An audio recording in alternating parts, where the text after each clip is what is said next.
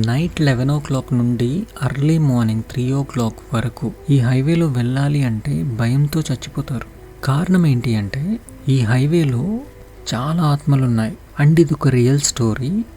Complete story తెలుసుకునే ముందు welcome to my channel voice of wall ఈ. జనవరి 10th 2020 యూపీలో ఉన్న కనౌజ్ హైవే వింటర్ అవ్వడం వల్ల ఈ హైవే మొత్తం కంప్లీట్లీ ఫాగ్తో ఫిల్ అయిపోయింది. ఆ రూట్లో లక్నో టు ఢిల్లీ వెళ్ళే ఒక బస్ వస్తుంది. ఈ బస్లో ఆల్మోస్ట్ ఒక 45 మెంబర్స్ వరకు జర్నీ చేస్తున్నారు. అందరూ చాలా హ్యాపీగా వాళ్ళ డెస్టినేషన్స్కి వెళ్తున్నారు. బట్ దే డోంట్ నో అది వాళ్ళ లాస్ట్ జర్నీ అని. ఈ బస్సు కనౌజ్ హైవే దగ్గరికి రాగానే ఆపోజిట్లో ఒక ట్రక్ వస్తుంది. ఫాగ్ వల్ల ఈ ట్రక్కి బస్ కనిపించలేదు. సో ఈ ట్రక్ చాలా ఫాస్ట్గా వచ్చి బస్ని గుద్దేసింది. ఇమీడియట్గా బస్ డీజిల్ ట్యాంక్ బర్స్ట్ అయింది. వెంటనే ఫైర్ ట్రిగ్గర్ అయింది. దీంతో బస్ కంప్లీట్గా బర్న్ అవ్వడం స్టార్ట్ అయింది. చాలామంది బస్సులోంచి బయటకు వచ్చారు. బట్ ఆల్మోస్ట్ ఒక 20 పీపుల్ మాత్రం దాని లోపల స్టక్ అయిపోయారు. ఫైర్ అంటుకున్న ఆల్మోస్ట్ ఒక 10 minutesలో బస్ మొత్తం బర్న్ అయింది. బయట ఉన్న పీపుల్ సేవ్ చేయడానికి చాలా ట్రై చేశారు. బట్ పాసిబుల్ అవ్వలేదు. బస్లో ఉన్న 20 మెంబర్స్ సేవ్ చేయమని పెద్దగా అరుస్తూ ఏడుస్తూ ఆ ఫైర్లో అలానే చనిపోయారు. ఈ మంటలను ఆపేసే ఫైర్ సర్వీస్ ఉంటుంది కదా, ఇది వచ్చే టైంకి బస్ లోపల ఉన్న ఒక్క పర్సన్ కూడా మిగలలేదు. అందరూ చనిపోయారు. వీళ్ళలో కొంతమంది అయితే literally they are burn to ashes, కంప్లీట్గా కాలిపోయారు. ఈ ఇన్సిడెంట్ జరిగిన తర్వాత ఈ కాలిపోయిన బస్ని ఏం చేశారు అంటే దానికి నియర్ బై ఉన్న ఒక ప్లేస్లో రోడ్ సైడ్ డ్రాప్ చేసేసారు. ఇది జరిగిన కొన్ని డేస్ తర్వాత ఈ బస్ని రోడ్కి పక్కన పెట్టేశారు కదా, దానికి నియర్ బై ఒక హోటల్ ఉండేది.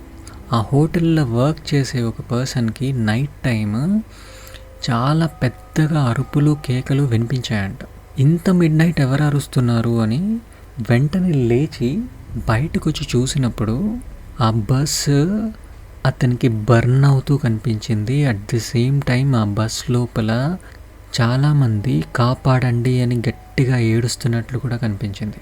దీని తర్వాత చాలామంది ఎక్స్పీరియన్స్ చేసింది ఏంటి అంటే ఆ రోడ్లో వెళ్ళేటప్పుడు ఆ బస్లో నుండి కాపాడమని అరుపులు వినిపిస్తూనే ఉంటాయంట.